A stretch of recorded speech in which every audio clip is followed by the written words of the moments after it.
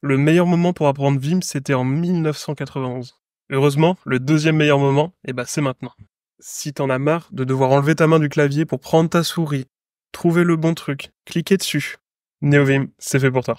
Ok, du coup, imagine modifier ton code à la vitesse de la pensée, un pianiste sur son clavier. Le kiff. La souris, perte de temps, on oublie. C'est juste toi et ton clavier. Enfin, je veux dire, ton clavier. Bon, ok, on va faire plus soft. Ton clavier.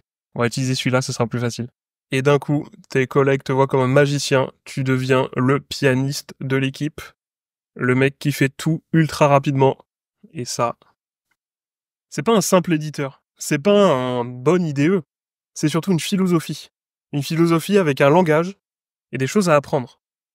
Plein de choses à apprendre. Du coup, je vais dire NeoVim la plupart du temps, mais c'est aussi valable pour tous les autres IDE avec un plugin pour les Vim Motions.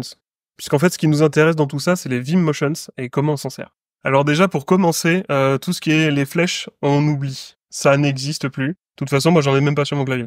Ok, du coup, on se retrouve dans mon IDE, NeoVim, comme vous l'aurez deviné. Donc c'est une version qui se base sur LazyVim, je vais vous expliquer ça un petit peu plus tard, dans d'autres vidéos, je pense.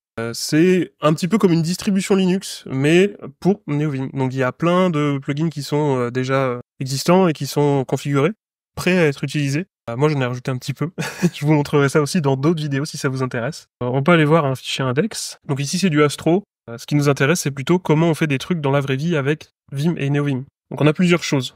Les mouvements de base, comme je l'ai dit tout à l'heure, c'est HJKL. HJKL, c'est quoi? Ça remplace les flèches. On peut faire H pour aller à gauche, J pour aller en bas, K en haut, L à droite, tout simplement. Donc le gros prérequis pour se lancer dans les Vim Motions avec Vim, NeoVim, ce que vous voulez, c'est vraiment de savoir taper en dactylo.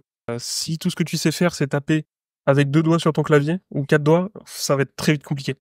Donc déjà, commence par savoir faire de la dactylo, tape avec tes 10 doigts, sois à l'aise avec ton clavier, et ensuite, reviens voir ce qui suit. Bon, maintenant qu'on est dans NeoVim, il va se passer ce qui se passe avec la plupart des débutants qui savent pas où ils mettent les pieds. On commence à écrire des trucs, mais en fait, ça marche pas. Qu'est-ce qui se passe? Je suis perdu, mon IDE fait n'importe quoi. Du calme, ça va bien se passer. Ce qui se passe, c'est que t'es dans le mode normal. Comment ça, il y a des modes dans mon IDE maintenant? C'est super facile en fait. Il y a plusieurs modes, donc le mode normal, c'est vraiment ce qu'il y a par défaut. C'est le mode où tu vas rentrer toutes tes commandes. Il y en a énormément, tu vas en apprendre tous les jours, même moi j'en apprends encore après plus de 6 mois à utiliser ça au quotidien. Ensuite, t'as le mode insertion. Tout simplement, tu peux y rentrer avec le I pour insertion. Et donc ça va te permettre de automatiquement rentrer du texte. Et après, si tu veux en sortir, t'as juste à faire échappe.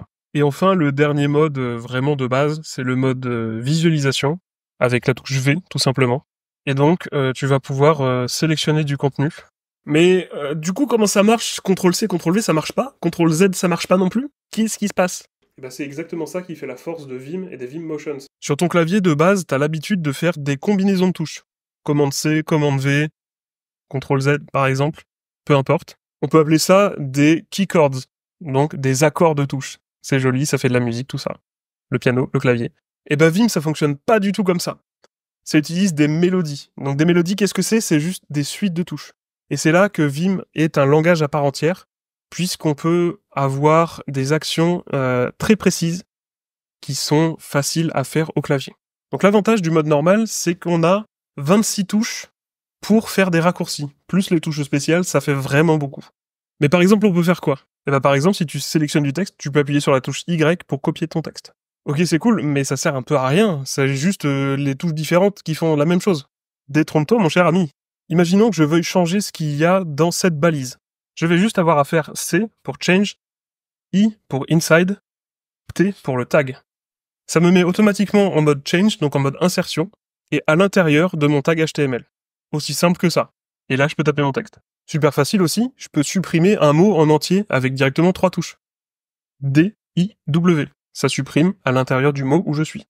Donc tu vas voir, il y a 1 milliard de raccourcis qui sont organisés de façon assez logique. Et si ça t'intéresse, n'hésite pas à mettre un petit commentaire si tu veux la suite en vidéo. Et enfin, je te montre la solution ultime pour quitter Vim. 2 points, Q. Si ça t'a plu, n'hésite pas à mettre un petit commentaire en disant ce que tu voudrais voir par la suite. On a juste égratigné le sommet de l'iceberg. C'est un tout nouvel univers. Bienvenue dans le terrier du lapin. Sur ce, Je te laisse, à la prochaine.